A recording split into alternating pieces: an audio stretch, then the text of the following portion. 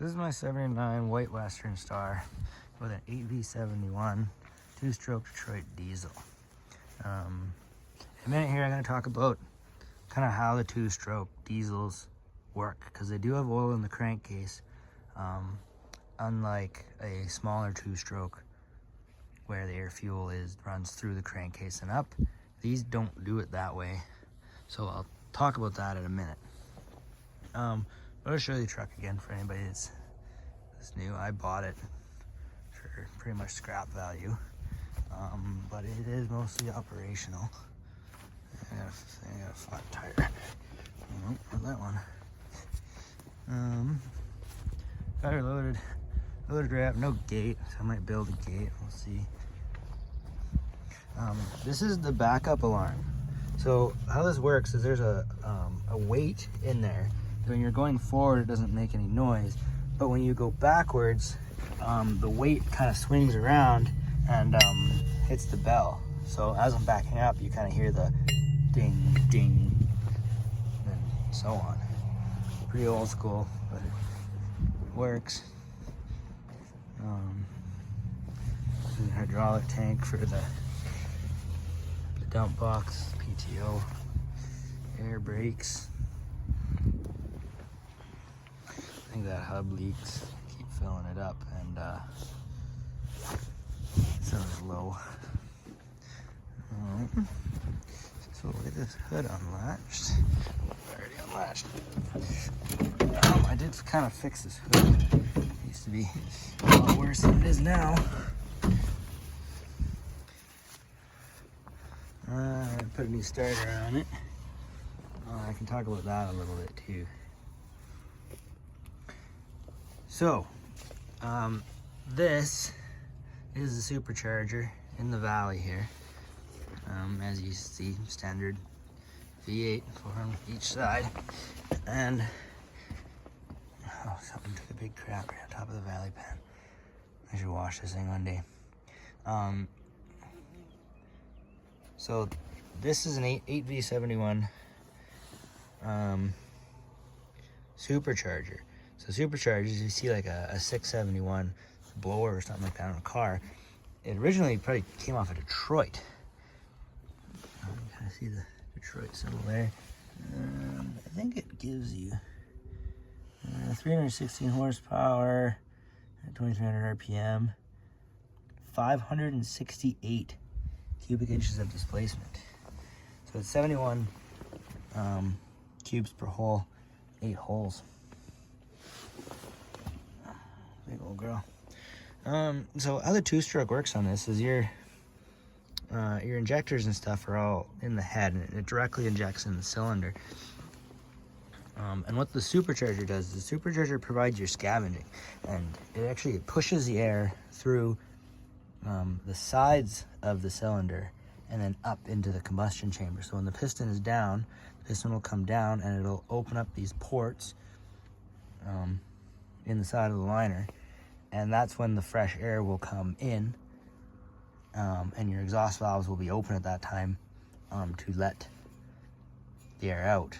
And then as the ports get covered by the piston coming up, the injection will occur, it fires, piston's coming down, and then once it gets to the bottom, the exhaust valves would open, that port would uncover, fresh air charge would come in, push out the exhaust, and so on and so forth.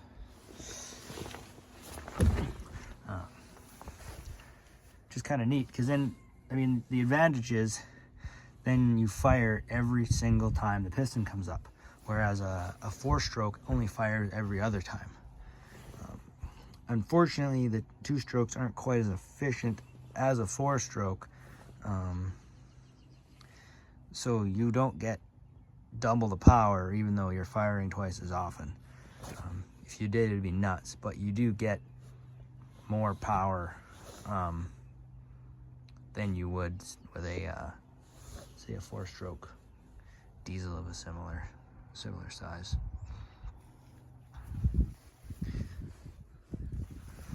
Pretty neat stuff. This truck's coupled with a 13 speed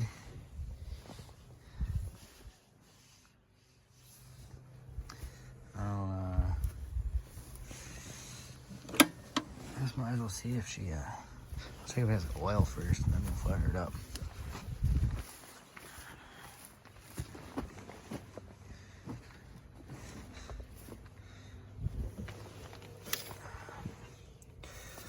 I think these things are supposed to take a straight weight oil. I want a straight, ooh. Should probably add some oil to this one day. I think it's a straight 30 weight is what they're supposed to take. Most guys put 1540 in them, but you're not supposed to.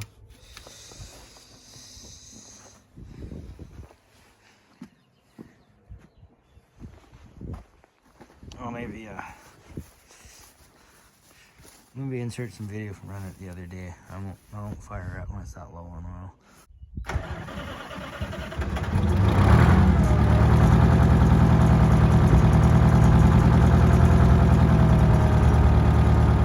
don't know if it's using it or leaking it or what. It'll probably be fine. There's enough oil to run, but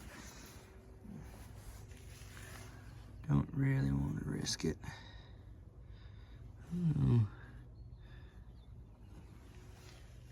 I think they say with these things is they're kind of like Harleys. If there's no oil under them, there's no oil in them. And then they're pretty slobbery old girls too. Like, say they, I don't know why it is. Maybe it's just the way the injection system is. See that oil's coming. Oh, something I'll show as well is I actually have a Detroit diesel specific tune-up kit. So it's a snap-on part number that no longer exists. You can buy most of the tools individually, but it's all the parts to do a tune-up on these Detroits. So like setting up the injectors and all that kind of stuff. Long term, I'm not really sure what the plan is for this thing. It works good around here. It does need a ton of work though to be legal. The frame is solid. I'd probably have to do brakes and tires because the tires are old. And get the lights sorted out. There's no real working lights on the thing.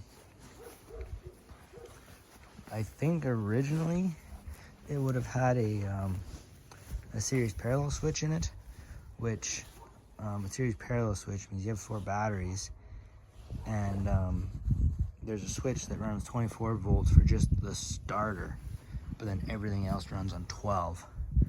And I guess those are really tricky to hook up properly, and if you hook them up wrong, they fail. So when I got this truck, the batteries were hooked up in 24 volts for the whole system. So the starter worked till it didn't, and it basically cooked the electrical and everything else, which I've now converted it back to just a 12 volt starter. No series parallel switch, which it actually works really well. It cranks it way better than that old 24 volt starter ever did.